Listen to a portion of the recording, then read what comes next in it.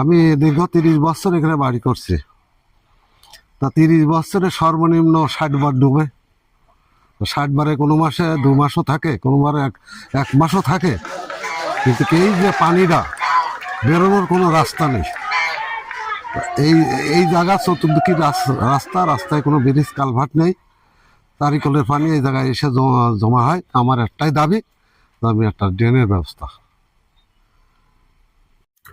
আমরা বাল বাচ্চা নিয়ে পানির মধ্যে খুব কষ্টের মধ্যে রয়েছি,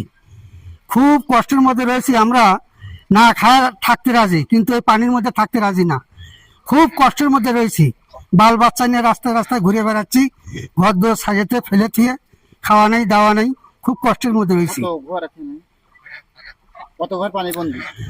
এরকম 210-12 ঘর আছে, 210-12 ঘর মানুষ আছে। এই পানি হচ্ছে কমপক্ষে 30 বছরের এই পানি হচ্ছে 2 মাস 1.5 মাস করে পানি থাকে। আমরা বাল বাচ্চা নিয়ে খুব কষ্টের মধ্যে রয়েছি। এখন আপনার চাওয়া, আমাকে কোনো চাওয়া নাই, আমরা না খাওয়া থাকতে রাজি, কিন্তু আমাকে এই পানির একটু ব্যবস্থা করে দিতে হবে ড্রেনে। পানি ব্যবস্থা হলে তাহলে আমাদের যাই হোক আমরা চলাফেরা করে খেতে পারবো। 210 ঘর আছে লোক। এখানে অনেক হতদরিদ্র লোক আছে এবং প্রতি বছরই 2 বা 3 বার করে পানিতে তলায় যায়।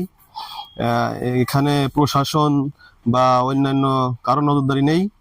তা আমি সরকারের কাছে আকুল আবেদন বা অনুরোধ করব, যেন এখানে ড্রেনটা করে দিলে এলাকার জন্য খুবই ভালো হয়, এটুকুই অনুরোধ করব।